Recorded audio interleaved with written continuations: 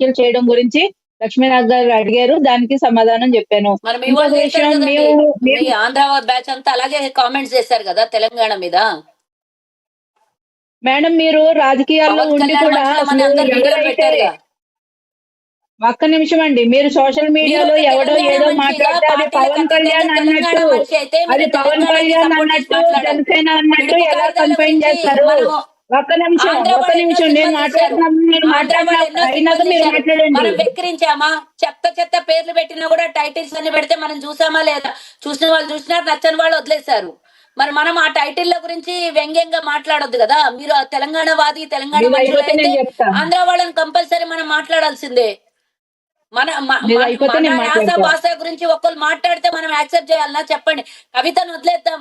మీరు సుజాత, నేను సుజాత, ఇద్దరం ఇక్కడ తెలంగాణ వాసులు అనుకున్నప్పుడు తెలంగాణ ఉనికి గాని, తెలంగాణ ఆత్మగౌరవం గాని, తెలంగాణ పరువు ప్రతిష్టకు, తెలంగాణ యాస భాషకి ఇబ్బంది కలిగినప్పుడు డెఫినెట్ గా మనం పార్టీల్ని రాష్ట్రాలని పక్కన పెట్టి మన రాష్ట్రానికి మనం మనం సపోర్ట్ చేసుకున్నామా, పక్క రాష్ట్రాలకు సపోర్ట్ చేస్తామా నాకు చెప్పాలి. ఇది అయిపోతే నేను చెప్తాను. ఇంక నేను మాట్లాడేటప్పుడు కొంచెం వెయిట్ చేయండి. మీరు ఇదే బాధ కేసీఆర్ గారు ఆంధ్ర బిర్యానీ పెండలా ఉంటది అన్నప్పుడు బయటకు వచ్చి మాట్లాడుంటే బాగుంటది. ఒక పార్టీ అధినేతగా, నేను ఒక తెలంగాణ ముఖ్యమంత్రిగా ఆయన నేను మాట్లాడారు. తెలంగాణ దాన్ని నెక్స్ట్ చెప్తున్నా. మేడం నన్ను మాట్లాడనివ్వండి. మీరు మాట్లాడినంత సేపు నేను విన్నాను. నన్ను మాట్లాడనివ్వండి. నా వర్షన్ కూడా వినాలి కదా మీరు. అలాగే ఇప్పుడు కవిత విషయానికి వచ్చేటప్పటికి ఎవరో సోషల్ మీడియాలో ఒక ఊరు పేరు లేని ఒక కార్యకర్త కూడా కాదు, ఒక సినిమా అభిమాని మాట్లాడిన పిచ్చి మాటలు తీసుకుని వచ్చి డైరెక్ట్ గా పవన్ కళ్యాణ్ గారి మీద, జనసేన పార్టీ మీద వేయడం చాలా అన్యాయం. అది జనసేన అన్నట్టు ఎట్లా కన్ఫైన్ అవుతారు మీరు? ఆ జనసేన కార్యకర్త కూడా కాదు, జనసేన నాయకుడు ఫోటో లేదు, అసలు మాకు సంబంధం లేని వ్యక్తి ఎవరో ఏదో అంటే అది జనసేన మీద ఎలా అంటారు మీరు? ఇది చాలా తప్పండి. భాషకి అలాగే కళాకారులకి ప్రాంతం ఉండదు. వాళ్ళు దేశం మొత్తం ఎక్కడన్నా సినిమాలు చేస్తారు, ఎక్కడన్నా ఆదరిస్తారు. ఇప్పుడు పవన్ కళ్యాణ్ గారు సినిమాలు ఎన్నో తెలంగాణ యాసలో తెలంగాణ పాటలు పవన్ కళ్యాణ్ గారి సినిమాల్లో లేవా? పవన్ కళ్యాణ్ గారికి తెలంగాణ యాస మీద వెక్కిరిస్తున్నారు అని చెప్పి ఆయనకి దాని మీద గౌరవం లేదని ఎట్లా మాట్లాడతారు? ఎన్నో ఎన్నో సాంగ్స్ చూపించాలి మీకు. తెలంగాణలో మొగలయ్య అన్న వ్యక్తిని తీసుకుని వచ్చి పవన్ కళ్యాణ్ గారు సినిమాలో పెట్టుకుని ఆయన పద్మశ్రీ అవార్డు ఇచ్చే వరకు కూడా ఆయన్ని తీసుకుని వెళ్ళింది పవన్ కళ్యాణ్ గారు. ఈ రోజు ఆయన పద్మశ్రీ అవార్డుకు తగిన ఏదైతే ఇంటి స్థలం ఇవ్వకుండా ఆయన ఇంకా ఏడిపిస్తుంది కాంగ్రెస్ గవర్నమెంట్. అలాంటివి చెయ్యండి మేడం. అంతేగాని ఇక్కడ భాషా భేదాలు, ప్రాంత భేదాలు తీసుకురాకండి దయచేసి.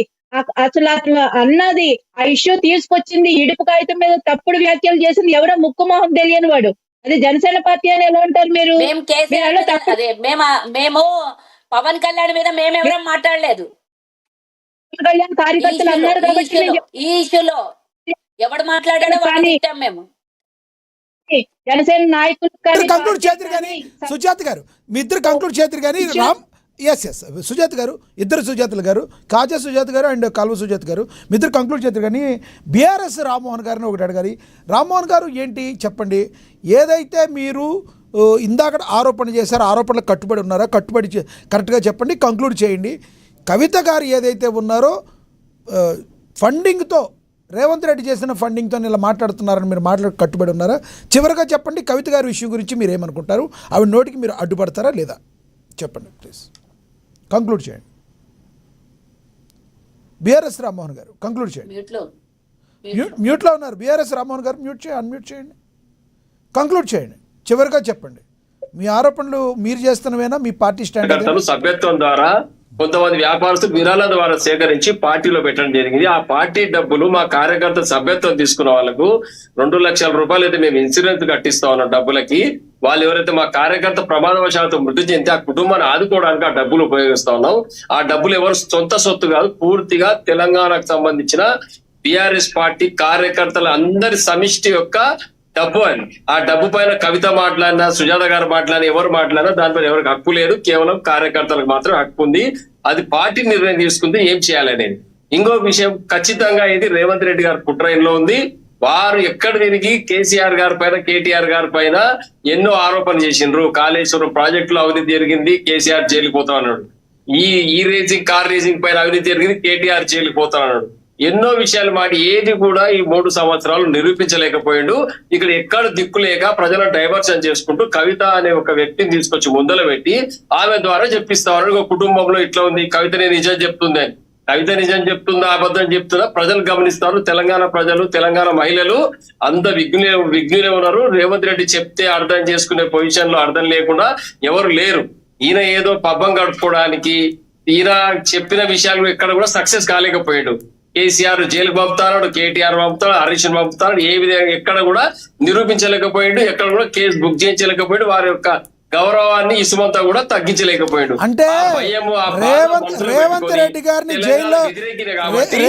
గారిని జైల్లో పెట్టించాక ఆయన ముఖ్యమంత్రి అయ్యారు కాబట్టి మరొకసారి ముఖ్యమంత్రి అవ్వాలంటే ఏదో రకంగా రేవంత్ రెడ్డి గారు రెచ్చగొట్టి జైలుకి వెళ్ళాలని చూస్తున్నారు. రేవంత్ రెడ్డి ఓటుకు నోటు కేసులో పోయేది ఉంది కాబట్టి ఆడ ఢిల్లీ పెద్దలతోన వంత వాడుకుంటూ తమాషా చేస్తా ఉన్నాడు. నేరం చేసినప్పుడు ఖచ్చితంగా జైలుకి పోతున్నాడు, అందులో ఎలాంటి డౌట్ లేదు. కాబట్టి ఈయన చెప్పిన విషయం ఎక్కడ సక్సెస్ కాలేకపోయింది కాబట్టి కుటుంబంలో చిన్న పొరపాటు, చిన్న తప్పులుగా పెద్ద పూచిగా చూపిస్తూ ఆమెను తురుపుముఖ వాడుకుంటూ ఆమెను కేసీఆర్ కుటుంబం వదిలి ఆయన ఏదో పబ్బం గడుపుకోవడానికి ప్రయత్నం చేస్తుండు. ఇటువంటి ఏ కూడా ప్రజలు హర్షించరు. వీరు అనుకున్న విషయాలు సక్సెస్ కాలేరు. ఖచ్చితంగా ఇది తప్పకుండా రేవంత్ రెడ్డి గారు హస్తం కవిత గారి పడి ఉంది కాబట్టి ఇటువంటి మాటలు మాట్లాడుతుంది. పార్టీ పెడితే ప్రభుత్వం పైన, పాలకుల పైన వ్యతిరేకంగా పోరాటం చేస్తే, ప్రజా ఉద్యమాలు నిర్మాణం చేస్తే కవిత గారిని ఎవరైనా స్వాగతిస్తారు. అది వదిలిపెట్టి 24 గంటలు రేవంత్ రెడ్డి ఇచ్చిన స్క్రిప్ట్ చదువుకుంటూ కేసీఆర్ గారి పైన, కేటీఆర్ పైన, హరీష్ గారి పైన ఈయన ఏదో మాటలు మాట్లాడి దాన్ని ఎవరు హర్షించారు. పూర్తిగా ఇది కాంగ్రెస్ కుట్ర, ఇది దీన్ని ఎవరు కూడా స్వాగతించారు. రైట్. కాళ్ళ సుజాత గారు కంక్లూడ్ చేయండి. ఉన్నదని అనుకుంటుర్రో ఏమనుకుంటుర్రో మరి. రేవంత్ రెడ్డి గారు చెప్తే ఆమె స్క్రిప్ట్ చదివేటంత ఏజ్ ఉందో మీరే గుర్తించుకోవాలి. మరి జైలుకు వచ్చిన తర్వాత ఆస్తుల పంపకాలలో వచ్చినటువంటి తేడాకి, లేదా ఆమె జైల్లో ఉన్నప్పుడు వీళ్ళు వండినటువంటి కుట్రాకి ఆమెకి ఏమన్నా రోషము, కోపము వచ్చి బయటికి వచ్చిందని ఆమె చెప్పుకుంటుంటే దానికి మీరు ఎందుకు సమాధానం? నేను ఒకటే పదే నేను అడుగుతున్నా. ఇప్పటికి కూడా నా కంక్లూజన్ ఒకటే, ఇంతమంది మీ బీఆర్ఎస్ నాయకులు, కార్యకర్తలు మాట్లాడుతున్నారు కదా, ఎవరి మీద అయితే ఆరోపణ చేసిందో వాళ్ళు ఎందుకు వచ్చి ఒక్కదే మాటల మీద ఖండించట్లేదు? ఒప్పుకుంటున్నట్టేనా? ఒక్కసారి అంటే 2 సార్లు. ఇప్పుడు పార్టీలు వేరైపోయినాయి, నాకు వాళ్ళకి సంబంధం లేదు అంటుంది. అన్నప్పుడు కూడా కనీసం కేటీఆర్ గాని, హరీష్ రావు గాని ఒక్క ఇసుమెత్తు మాట కవిత కనట్లేదు అంటే ఆ తప్పులు వెనకాల కవిత మాట్లాడేటటువంటి మాటలు నిజాలే అని మనం ఒప్పుకుంటున్నట్ల. మౌనం అంగీకారమా కాదా చెప్పాలి. తర్వాత మనం డిబేట్ చేసుకుందాం. ఆమె ఎవరు వదిలిన బాణము, మోదీ వదిలిన బాణమా, రేవంత్ రెడ్డి వదిలిన బాణమా, లేకపోతే కేసీఆర్ వదిలిన బాణమా అనేది మనం తర్వాత మాట్లాడుకుందాం. ఫస్ట్ ఆఫ్ ఆల్ కేసీఆర్ గారు కానీ, కేటీఆర్ గాని, హరీష్ గారు మాట్లాడే స్థాయి కవితకి లేదు కాబట్టి మాట్లాడతలేరు వాళ్ళు. అయ్యా ఆ స్థాయి కోల్పోయింది కాబట్టి మాట్లాడతలేరు వాళ్ళు, అంతే. సమ్ ప్రాబ్లం ఉన్నట్టుంది కాల్వ సుజాత గారి దగ్గర, ఏదో సమ్ సిగ్నల్ ప్రాబ్లం ఉన్నట్టుంది. యా, ఒకటే విషయం ఇందులో లక్ష్మణ్ గారు, మీరు చెప్పారు కవిత గారి విషయాల పైన స్పందించాలి అంటే పార్టీలో ఒక స్థాయి ఉండాలి, క్రెడిబిలిటీ ఉండాలి, తెలంగాణ ప్రజలు విశ్వసించాలి. కాబట్టి ఆమె గురించి ఎవరు మాట్లాడారు చూద్దాం దడగా కాబట్టి ఎవరు మాట్లాడతలేదు. ఎందుకంటే ఇష్టం వచ్చినట్టు ఆరోపణ చేస్తే దానికి జవాబు చెప్పాల్సిన అవసరం మనకు లేదు. దాంట్లో ఎలాంటి డౌట్ లేదు. ఆమె చెప్పినవన్నీ అబద్ధాలు ప్రజలందరూ గమనిస్తారు, తెలంగాణ ప్రజలు గమనిస్తారు, విఘ్నులు గమనిస్తా ఉన్నారు. ఇటువంటి తాటాకు చప్పులకు, అసంబద్ధ ఆరోపణలకు సమాధానం చెప్పాల్సిన అవసరం రేవంత్ రెడ్డి చెప్పిన స్క్రిప్ట్ చదివే వారికి ఈ ఆలోచన ఉంది. కానీ మాకైతే ఎటువంటి ఆలోచన లేదు. కేటీఆర్ గారు చెప్పరు, కేసీఆర్ గారు చెప్పరు, హరీష్ గారు చెప్పరు ఈ విషయం. సుజాత కాజా గారు కంక్లూడ్ చేయండి ప్లీజ్. కాంగ్రెస్ నాయకుల గురించి, పవన్ కళ్యాణ్ గారి గురించి చేసే ముందు ఇంకొక మాట. సిపి అధికార ప్రతినిధి నాగార్జున యాదవ్ అనే వ్యక్తి వారి ముఖ్యమంత్రి, వారి నాయకుడు రేవంత్ రెడ్డి గారిని ఒక జొమాటో డెలివరీ బాయ్ అని, ఒక జీవో చదవడానికి కూడా పనికిరాడని, ఒక ఎమ్మెల్యేగా కూడా పనికిరాడని, వాడు వీడు అని పిచ్చి కోతలు కూస్తున్నారు సాక్షి టీవీలో కూర్చుని.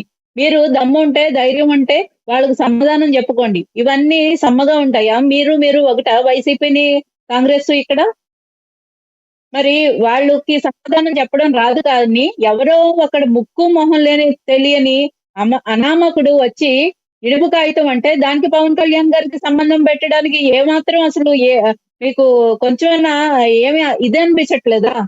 తప్పుగా అనిపించట్లేదా? మళ్ళీ మళ్ళీ చెప్తున్నాను, ఆ ఇడుపు కాగితం అన్న ఇష్యూకి, తెలంగాణ భాష, యాసకి, ప్రాంతీయ విద్వేషాలకి పవన్ కళ్యాణ్ గారికి కానీ, జనసేన పార్టీకి కానీ, జనసేన కార్యకర్తలకు కానీ ఎటువంటి తప్పుడు ఆరోపణలు ఎప్పుడూ చెయ్యరు. మేము ఎప్పుడు అన్ని భాషల్ని గౌరవించే సంప్రదాయం మాది. ప్రాంతాలను గౌరవించే సంప్రదాయం మాది. తెలంగాణలో పుట్టిన పార్టీ జనసేన పార్టీ. తెలంగాణలో మొదటగా కాలు పెట్టిన పార్టీ జనసేన పార్టీ. ఇక్కడ ఈ గడ్డ మీద 2014లో స్థాపించిన పార్టీ. తెలంగాణ ప్రజల కోసం అప్పుడు, ఇప్పుడు, ఎప్పుడు కూడా తెలంగాణ యాస, భాష మీద మాకు గౌరవం ఉంది. తెలంగాణ సంస్కృతి మీద గౌరవం ఉంది. తెలంగాణ జానపదాల మీద గౌరవం ఉంది. ఏదైతే కిన్నెర మొగలయ్య లాంటి ఎంతో మంది అరుకులని బయటికి తీసుకొచ్చిన ఘనత పవన్ కళ్యాణ్ గారిది. ఈ రోజు కాదు, పార్టీ పెట్టినప్పుడు కాదు, ఎప్పుడో సినిమాల్లో ఉన్నప్పటి నుంచి కూడా ఆయనకి అంత గౌరవం. గద్దర్ గారంటే గౌరవం, ఆయన పాటలంటే గౌరవం. అటువంటి వ్యక్తి మీద మీరు తప్పుడు ఆరోపణలు చేయొద్దు దయచేసి. పవన్ కళ్యాణ్ గారి వ్యక్తిత్వం ఏంటో తెలుసుకుని మాట్లాడండి ఎవరైనా కూడా. అలాగే ఏదైతే ఇప్పుడు మొగలయ్య గారికి ఆయనకి రావాల్సిన, ఆయనకి ఇళ్ల స్థలం కానీ, ఆయనకి రావాల్సిన పథకాలు కానీ రాకుండా ఇంకా ఆయన్ని తిప్పుతున్నారో ముందు ఆ సంగతి చూడండి. కళాకారులను గౌరవించండి. తెలంగాణ జానపదులను కాపాడండి. తెలంగాణ సంస్కృతిని, భాషని